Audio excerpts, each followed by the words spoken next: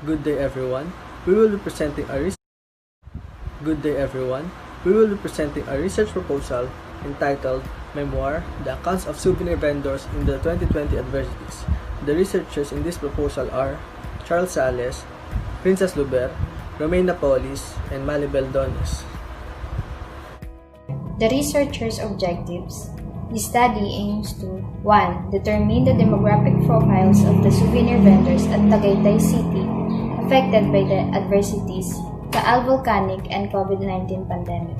2. Ascertain the experiences of the souvenir vendors in the Tagaytay City during the adversities. 3. Find out the situation of the souvenir vendors in Tagaytay. The researchers' background of the study. This study has been undertaken to provide information that may help people in understanding the current situation of the souvenir vendors and how it affected them. It aims to determine the strategies, challenges, opportunities, and approaches organized by the vendors, identify their alternatives to cope up and to analyze the accounts of the catastrophe to the souvenir vendors in Tagaytay City. Statement of the problem. This study highlights all the encountered during the Taal volcanic eruption and COVID-19 pandemic of the souvenir vendors in Tagaytay City. Souvenir vendors have faced several difficulties with regard to their marketing strategy and alternatives to earn and survive during the disaster 2020. The researchers aim to respond to demographic profiles of souvenir vendor and experience the current condition of the souvenir vendors in Tagaytay City during the adversities. Conceptual framework. This research will gather the experiences of the souvenir vendors on how is the COVID-19 and Taal eruption affected the tourism industry and local souvenir vendors in Tagaytay City. The study uses the observation and documentation for souvenir vendors. The diagram shown on Figure 1 that the researchers will be able to collect and gather through interviewing the local souvenir vendors who are affected by the COVID-19 pandemic and Taal eruption and how they survived the adversities in Tagaytay City. Through that, the study will come up with an output and the experiences of the souvenir vendors. Theoretical framework. Due to adversities challenges, souvenir vendors are now facing intense need to stay in the market. This analysis is following the theory of survival by Derek Porfitz. The souvenir vendors are bound to respond to this hypothesis as to what they really respect and care about. This theory has been selected by the researchers as it offers way of measuring, recognizing, explaining, and linking how souvenir vendors are struggling with the effects of adversities in their business. Scope and limitations. The research will be conducted on the province of Tagaytay. It will only focus on knowing the experiences of souvenir vendors during the Taal volcanic eruption and COVID-19 pandemic. The study is to distinguish the strategies, challenges, opportunities, and approaches organized by the vendors, identify the alternatives of souvenir vendors in order to survive and cope up and to analyze the accounts of catastrophes to the souvenir vendors in Tagaytay City. The significance of the study. This study is predicted to have a huge benefits specifically to the souvenir vendors.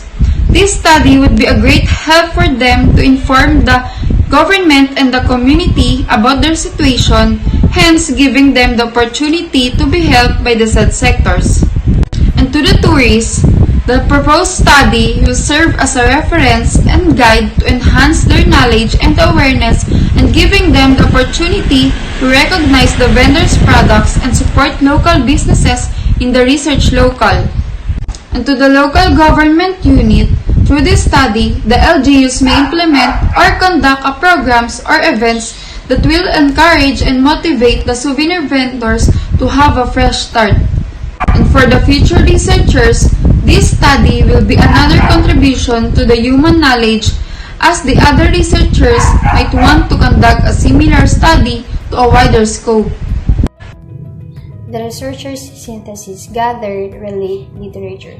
The study is shown due to its presenting details and information with regards to the experiences of the souvenir vendors in Tagaytay City. The knowledge provided by this study could give any insights to any future adversities. Research design. The researcher used qualitative research with phenomenological approach to this report. Phenomenological is an approach to qualitative analysis that focuses on the similarities of living experience with a particular group. The purpose of the method is to arrive at the definition of essence of the particular phenomena. Usually, the interviews are done with a group of people with first-hand knowledge of an event or experience. The interview aimed to answer two general questions. Research approach. Qualitative research is characterized as a market research approach that focuses on obtaining data through open and conversational communication. Qualitative research approach typically gather data at site whether participants are having difficulties or problems. Qualitative researchers usually collect various data forms such as interview, observation, and documents rather than focusing on single data source.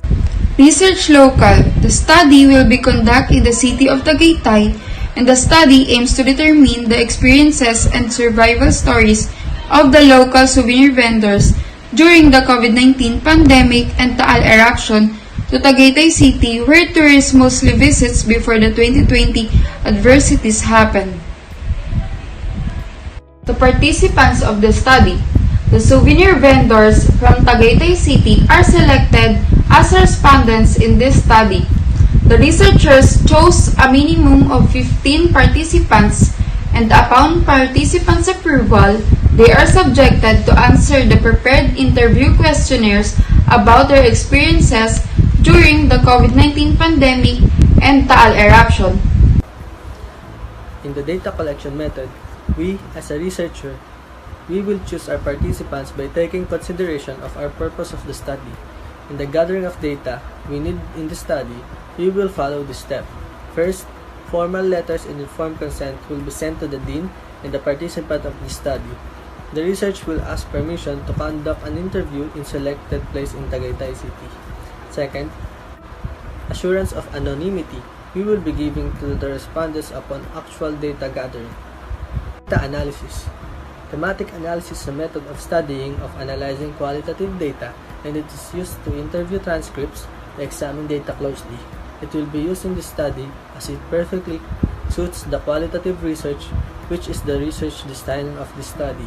The researcher will study the data that will be gathered by identifying common factors of it, such as pattern of messages, topics, and ideas that may come up frequently from the data collected from the participants.